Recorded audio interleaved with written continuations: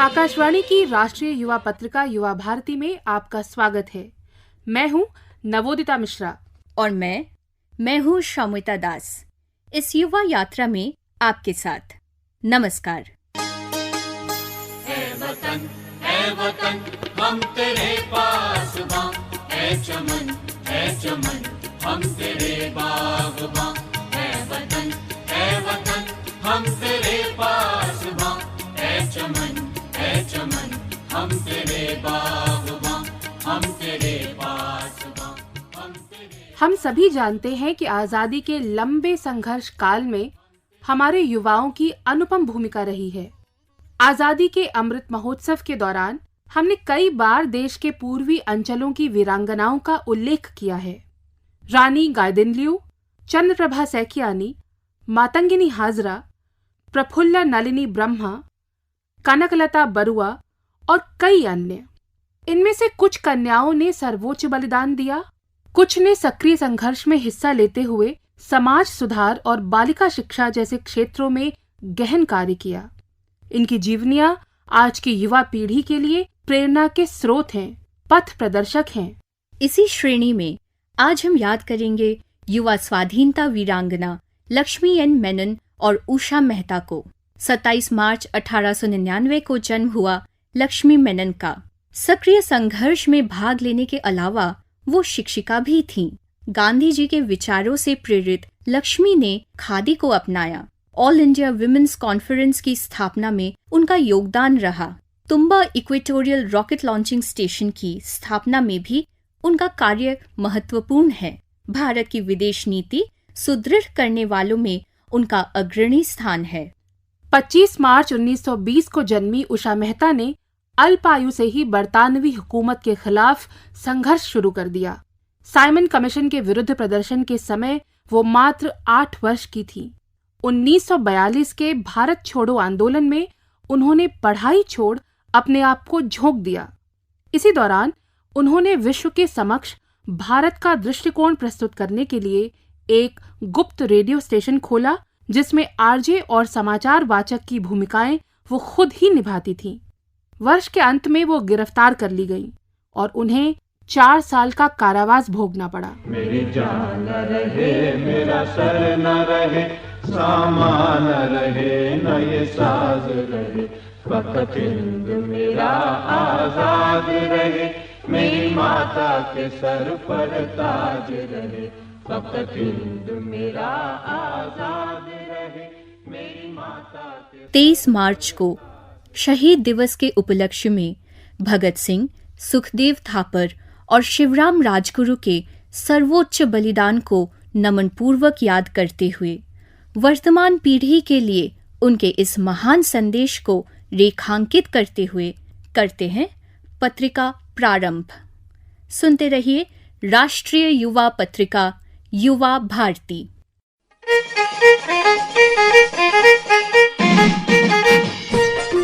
हर युवा को जीवन में कभी न कभी किसी न किसी चुनौती का सामना करना पड़ता है। निराश हुए बिना सही मार्गदर्शन अगर लिया जाए तो क्या कुछ हासिल नहीं किया जा सकता।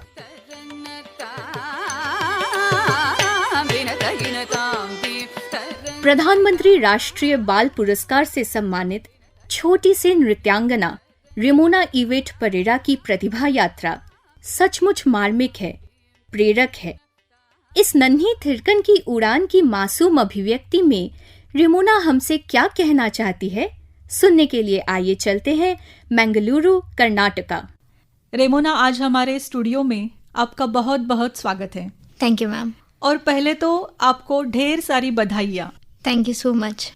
हम लोगों के लिए ये भी एक अभिमान की बात है, क्योंकि कर्नाटक से लड़कियों में इस साल तुम अकेली लड़की हो जिसको ये पुरस्कार मिला है। जी रेमोना, तुम्हारे बारे में, तुम्हारी इस यात्रा के बारे में हमारे श्रोताओं को जरा बताइए। जी, मैंने Bharatanatyam at the age of 3 start किया था बाकी सब लोगों के पेरेंट्स ऐसे राइम्स डालते हैं टीवी में, मेरे मामा थोड़े अलग थे, वो भरतनाट्यम के बेसिक स्टेप्स डालते थे टीवी में। अच्छा। और मैंने भी इंटरेस्ट दिखाया तो मैं एट द एज ऑफ 3 ही डांस क्लास ज्वाइन की एंड तब से आज तक कंटिन्यू कर रही हूँ। मेरी गुरु है डॉक्टर श्रीविद्या मुरलीधर। मेरा रंग प्रवेशा भी हुआ था 2019 में एंड दूसरे फॉर्म्स भी कर रही हूँ जैसे एक्रोबैटिक्स, हिप हॉप, फोक और फायर के साथ नाचती हूँ एंड स्टिक के ऊपर मरका पकड़ के मरका पोड़ती हूँ मैं सर के ऊपर। बहुत सारे हैं ऐसे। वाह, मतलब आपकी माता जी आपकी इंस्पिरेशन रही है। जी। भरतनाट्यम के साथ साथ बहुत सारे डांस फॉर्म में आपको महारत हासिल है, तो इनमें आज तक आपने क्या क्या अचीवमेंट की है? हाँ, तो मेरे को इसमें India book of record, Bharat book of world record and golden book of world record London मिले हैं एंड जिला राज्योत्सव प्रशस्ति डिस्ट्रिक्ट गवर्नमेंट से एंड बाल गौरव पुरस्कार स्टेट गवर्नमेंट से। और मैंने भारत के 16 स्टेट्स में परफॉर्मेंस दिए हैं। ग्रेट। वैसे तो बहुत सारे हैं अवार्ड्स एंड जो कि एक एक का एक एक मीनिंग होता है, जबकि उसका एक मेमोरी होता है, तो every award is very precious to me. और सर्वोच्च आपको अभी मिला प्रधानमंत्री राष्ट्रीय बाल पुरस्कार। जी। तो जब आपको ये पुरस्कार मिला तब प्रधानमंत्री जी ने आप सारे बच्चों से जिनको ये अवार्ड मिला है उनसे वर्चुअली संवाद किया था, तो वो अनुभव कैसा था, उसके बारे में बताइए। जी, प्रधानमंत्री ने सिर्फ 6 बच्चे को चूज़ किया था और साउथ साइड से उन्होंने मेरे को चूज़ किया। एक्चुअली पता नहीं था, हमको हिंट दिया था कि हाँ बात करने का चांसेस है बोल के। जस्ट अवार्ड सेरेमनी स्टार्ट होने से पहले like half an hour ago उन्होंने मेरे को इन्फॉर्म किया कि मेरे से बात करेंगे। मैं तो हाँ रिहर्सल सब कुछ हो चुका है, बट फिर भी हमारे माननीय प्रधानमंत्री से ऐसे नॉर्मली कैसे बात कर सकते हैं। और जो क्वेश्चंस उन्होंने पूछा कि मैं आग के साथ सब नाचती हूँ, और उन्होंने मेरे माँ के साथ भी बात किया था। अच्छा। तो बहुत वो एक मोमेंट है जबकि मैं कभी नहीं भूलूंगी, लास्ट तक वो एक मोमेंट मेरे माइंड में ही रहेगा। रेमोना, आपको इस यात्रा में आपकी बहुत सारे चैलेंजेस का भी सामना करना पड़ा होगा, तो उसके बारे में बताइए। जी, तो पहले मैं ये कहूँगी कि मेरे पिताजी नहीं है, मेरे बर्थ के पहले ही एक्सपायर कर गए थे, और हम लोग 2 बच्चे हैं, मेरे बड़े भैया रोनाल्डो रॉक्सन पेरेरा और मैं। तो उनको, मेरे भैया को लाइक होटल मैनेजमेंट में इंटरेस्ट है, फोटोग्राफी में इंटरेस्ट है। मैं तो कैसे भी डांस में हूँ, तो मामा को बहुत कठिनाई झेलनी पड़ी इसके कारण। और ये भी बोल सकती हूँ कि ये ग्लास पीसेस के ऊपर नहीं तो फायर के साथ नाचना, वो लाइक प्रधानमंत्री ने भी पूछा कि रेमोना ये शब्द सुन के हमको डर लग रहा है, आपको उसके साथ नाचने के लिए डर कैसे नहीं लग रहा है? तो मैंने बोला कि जी ये सब मेरे मामा की वजह से हुआ है, क्योंकि उन्होंने मेरे को सिखाया था, उन्होंने मेरे को वो ब्रेवरी दिया उसके ऊपर खड़े होने के लिए, नहीं तो आग को पकड़ने के लिए। और प्रधानमंत्री जी ने मेरे मामा से भी बात किया, तो हाँ वही सब है। चैलेंजेस स्वीकारने की आपको प्रेरणा आपके माता जी से मिली। जी। रेमोना, भविष्य में तुम्हारी क्या क्या योजनाएं हैं? जी, अगर मैं मेरे बारे में सोचूं तो मुझे मेरी गुरु की तरह, डॉक्टर श्रीविद्या मुरलीधर की तरह भरतनाट्यम में PhD करना है एंड मुझे गिनीज बुक ऑफ रिकॉर्ड भी करना है, कि लाइक 24 आवर्स कंटिन्यू ऐसे डांस करना, वैसे अगर कुछ हो तो। एंड अगर मैं सोसाइटी के बारे में सोचूंगी तो जो इकोनॉमिकली पुअर है ना, उनको डांस में, ड्रामा में, स्पोर्ट्स में, इनमें सब बहुत इंटरेस्ट है, पर फीस की वजह से या वैसा कुछ एक कारण से हाँ कर नहीं सकते। तो इसलिए मैं उनको एक कुछ हेल्प करना चाहती हूँ, जैसे कि क्लास ओपन करके उनका सिखाना, ऐसे सब करना चाहती हूँ मैं। बहुत ही खूबसूरत विचार है तुम्हारे। रेमोना, तुम सभी बच्चों के लिए और इतना ही नहीं, हम सबके लिए भी एक प्रेरणा स्रोत हो। तुम्हारे भावी जीवन के लिए हम सबकी तरफ से बहुत बहुत शुभकामनाएं। Thank you. धन्यवाद। नन्ही थिरकन की उड़ान, रेमोना इवेट परेरा के साथ बातचीत की अंजलि पाठनकर ने। स्वरांश सौजन्य, आकाशवाणी, बेंगलुरु। यूरेनियम। अनुसंधान के लिहाज से इस शब्द के बारे में सोचा जाए तो अधिकतर लोगों के मन में एक विशिष्ट, गहन, वरिष्ठ से दिखने वाले वैज्ञानिक की छवि उभरना स्वाभाविक सी बात है। इसीलिए सुखद आश्चर्य होता है जब हम देखते हैं कि हमारे युवा वैज्ञानिक, खास तौर से युवतियां, अब रिसर्च के लिए नए नए एडवांस्ड विषय भी चुन रहे हैं। Central salt and marine chemicals research institute Bhavnagar, Gujarat में ऐसी ही एक प्रतिभा काम कर रही है, जिन्हें पिछले दिनों CSIR यंग साइंटिस्ट अवार्ड से सम्मानित किया गया। आप हैं डॉक्टर शिल्पी कुशवाहा। अब यूरेनियम यहाँ से भी। मित्रों, central salt and marine chemical research institute Bhavnagar की एक वैज्ञानिक डॉक्टर शिल्पी कुशवाहा को यंग साइंटिस्ट अवार्ड मिला है, तो उसके लिए हम उसका अभिवादन करते हैं। हम उनसे ये पूछना चाहेंगे कि इनको किस क्षेत्र में अवार्ड मिला है यूरेनियम को अलग करने के लिए, हमें तो थोड़ा इस क्षेत्र के बारे में हमारे श्रोताओं को बताइए। धन्यवाद डॉक्टर गीता गीडा। मैं बहुत शुक्रगुजार हूँ CSIR एंड CSM-CRI भावनगर का, जहाँ पर मुझे ये अवसर मिला कि मुझे अपने काम को प्रस्तुत करने का और आगे बढ़ाने का प्रोत्साहन दिया गया। मैंने ये काम चुना है क्योंकि यूरेनियम जो है वो परमाणु ऊर्जा का प्रमुख स्रोत है, और परमाणु ऊर्जा जो कि हम सब जानते हैं कि पेरिस समझौते के 1.6 डिग्री सेल्सियस के लक्ष्य के लिए एक आदर्श विकल्प है, क्योंकि यह बिना किसी ग्रीन हाउस गैस के उत्सर्जन के उच्च क्षमता से बेसलोड बिजली उत्पन्न करने में सक्षम है। बढ़ती आबादी के साथ यूरेनियम की वैश्विक एवं वार्षिक मांग बढ़ने का अनुमान है, लेकिन इसके विपरीत यूरेनियम की पारंपरिक संसाधन सीमित हैं और अगले 100 वर्षों तक ही चलने की उम्मीद है। सीमित संसाधनों के कारण स्थायी परमाणु ऊर्जा के लिए यूरेनियम की लगातार आपूर्ति आवश्यक है, और इसके लिए जो द्वितीय सोर्स होते हैं यूरेनियम के, उनसे यूरेनियम की रिकवरी का एक महत्व है, और यह परमाणु ऊर्जा का भविष्य बन सकता है। समुद्री जल यूरेनियम का सबसे महत्वपूर्ण और समृद्ध द्वितीय सोर्स है, जिसमें यूरेनियम की मात्रा 1000 गुना अधिक है, जो कि मौजूदा यूरेनियम विखंडन तकनीक द्वारा परमाणु ऊर्जा उत्पन्न करने के लिए हज़ारों वर्षों तक चलाने की क्षमता रखता है। लेकिन यह दुनिया भर के समुद्रों में वितरित है, जिसके कारण समुद्री जल से यूरेनियम को निकालने की प्रक्रिया को वैश्विक स्तर पे एक प्रमुख वैज्ञानिक चुनौती माना गया है। समुद्री जल से यूरेनियम का निष्कर्षण देश के लिए ऊर्जा सुरक्षा प्रदान करते हुए भूमि से यूरेनियम खनन संबंधित पर्यावरणीय चिंताओं को भी कम करता है। इसीलिए समुद्री जल से यूरेनियम निकालने की प्रक्रिया यूरेनियम के घटते भंडार को फिर से परिभाषित करने में महत्वपूर्ण क्षमता रखती है और परमाणु ऊर्जा को एक स्थायी रूप दे सकता है। संयुक्त राज्य अमेरिका और जापान जैसे विकसित देशों के वैज्ञानिकों ने 1980 के दशक से लगातार काम किया है, और उन्होंने इस तकनीकी प्रगति के साथ कुछ महत्वपूर्ण मुद्दों को प्रस्तुत किया है। हम हमारी लैब में समुद्री जल से यूरेनियम निष्कर्षण के लिए अलग अलग मटेरियल्स बनाते और टेस्ट करते हैं। हमने जल्द ही में हमारी लैब में कुछ ऐसे नैनो मटेरियल्स बनाए हैं जो अभी 17 मिलीग्राम यूरेनियम प्रति ग्राम नैनो मटेरियल्स तक की कैपेसिटी देता है, जिसमें अभी और भी सुधार की आशा है।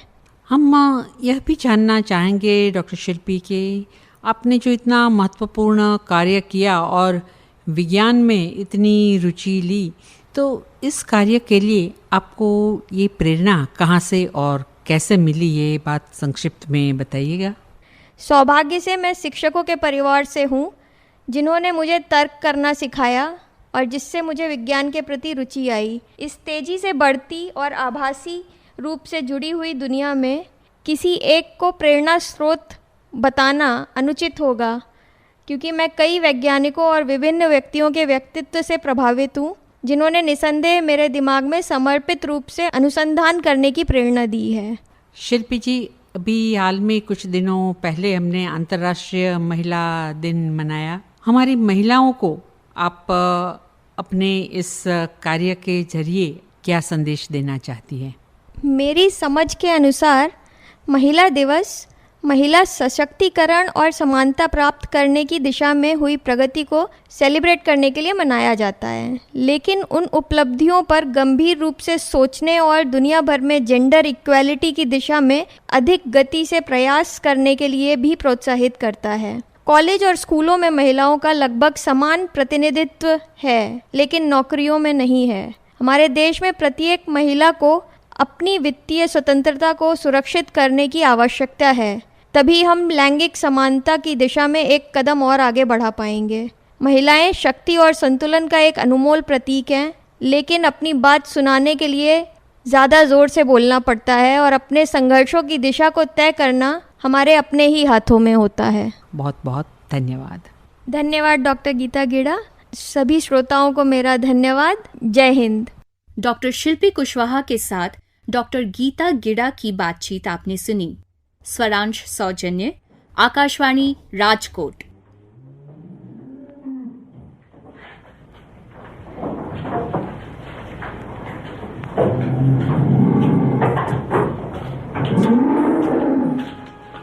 मानव के योगदान, संघर्ष और उपलब्धियों की बात तो हर पत्रिका में होती है, मगर उन लाखों बेजुबान असहाय जानवरों का क्या, जिन्हें अक्सर इंसानी क्रूरता का सामना करना पड़ता है।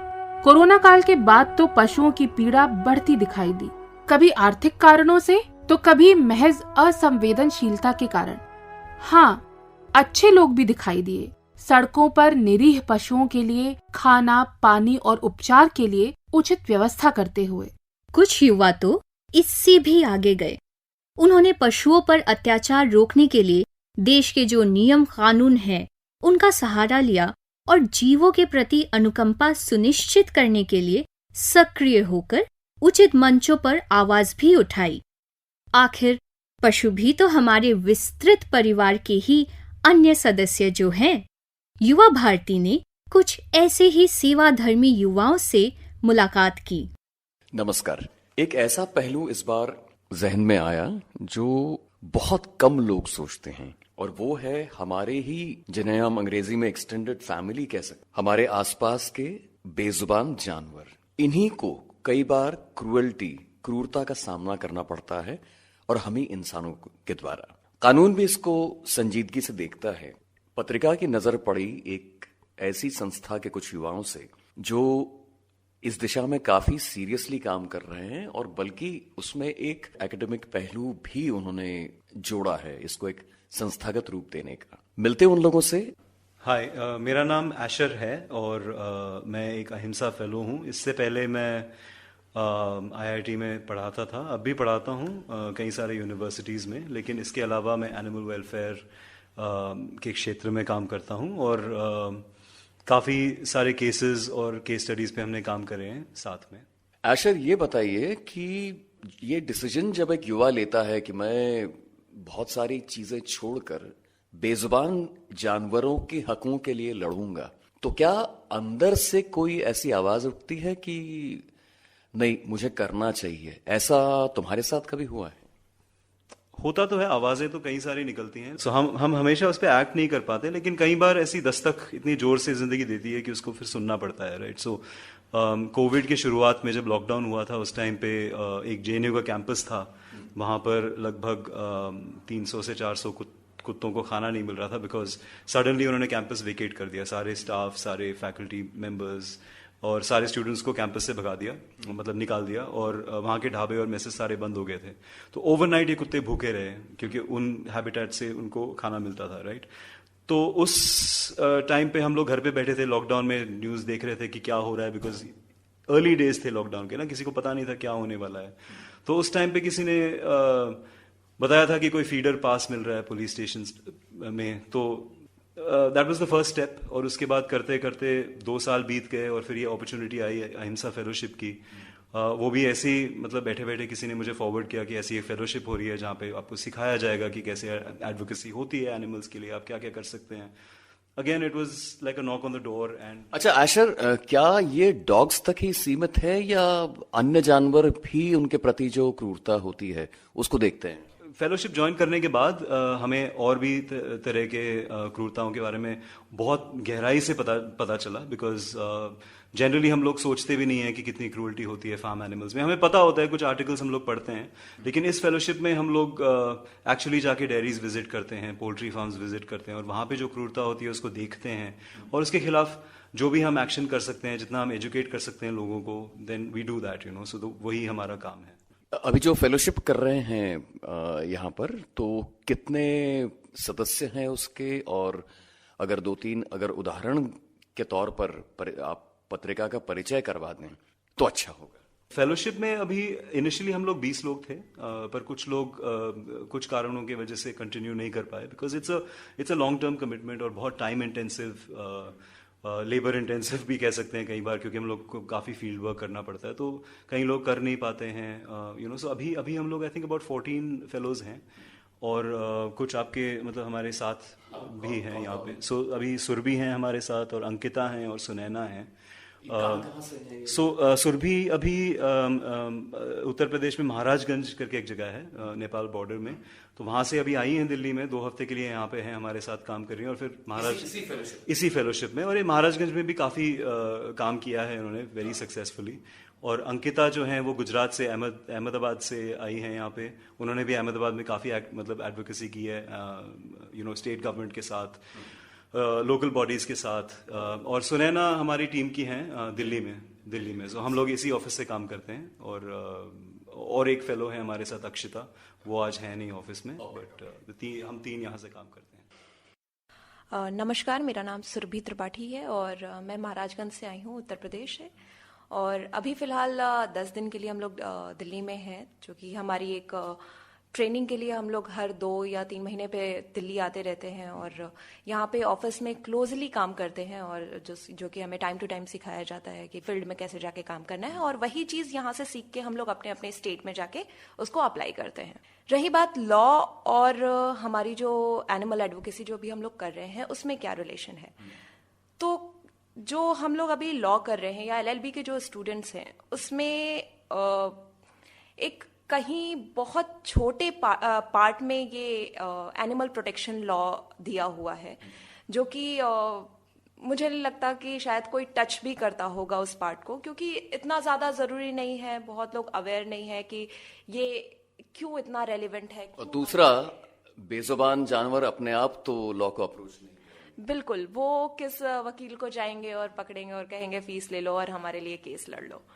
तो और जितने भी एनिमल लवर्स हैं वो अपने लेवल पे पूरी कोशिश कर रहे हैं, और बस तो हम लोग उनको हेल्प करते हैं, जितने भी एनिमल लवर्स हैं या जो एनिमल वेलफेयर के लिए काम कर रहे हैं, हम उनको असिस्ट भी करते हैं कि आप ऐसे करिए.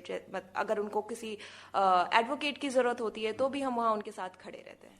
महाराजगंज की बात करें अगर, तो ऐसा कोई वाकया है जब आपने बिल्कुल एक मतलब फायर्स्टी यंगस्टर की हैसियत से इंटरवीन किया हो किसी एनिमल क्रूअल्टी के केस में, अपने लॉ के बैकग्राउंड को इस्तेमाल कर? जी, महाराजगंज में एक्चुअली लाइफ स्टॉक मार्केट का बहुत बड़ा एक रोल है, क्योंकि वहाँ बगल में ही नेपाल भी है, तो बहुत सारे एनिमल्स इलीगली वहाँ पे ट्रांसफर भी होते हैं, वहाँ से आते भी हैं. बेसिकली जो लाइफ स्टॉक एनिमल्स होते हैं वो कहीं ना कहीं स्लॉटर के लिए ही यूज़ किए जाते हैं, जो कि गोट्स हैं या फिर बफेलोज हैं, उनके काफ्स हैं, तो उनका यूज़ स्लॉटर के लिए किया जाता है. तो लाइफ स्टॉक मार्केट को रजिस्टर्ड होना होता है, उनका रजिस्ट्रेशन प्रॉपर होता है कि जानवर कैसे रहेंगे, उनके लिए शेड है कि नहीं, उनका पहले से कोई चेकअप है कि नहीं, या किसी दूसरे स्टेट से आ रहे हैं तो उसके लिए भी परमिशन लेना होता है, लेकिन उनके पास कोई परमिशन नहीं होता है. जिस वजह से अभी हम महाराजगंज में मैंने लाइफ स्टॉक मार्केट पे क्लोजली काम किया. एंड बहुत दूर दूर से लोग बिल्कुल भूसे की तरह, कूड़े की तरह भर के जानवर को लेके आते हैं वहाँ पे. और कभी किसी के पैर टूटे होते हैं उन जानवरों में, कभी किसी का कोई चोट लग के पैरालिसिस हो जाता है. तो अभी फिलहाल हम लोगों ने बहुत सारे एनिमल्स को रेस्क्यू किया, FIR कराया, और अभी वो लोग कोर्ट में इस केस को लड़ रहे हैं।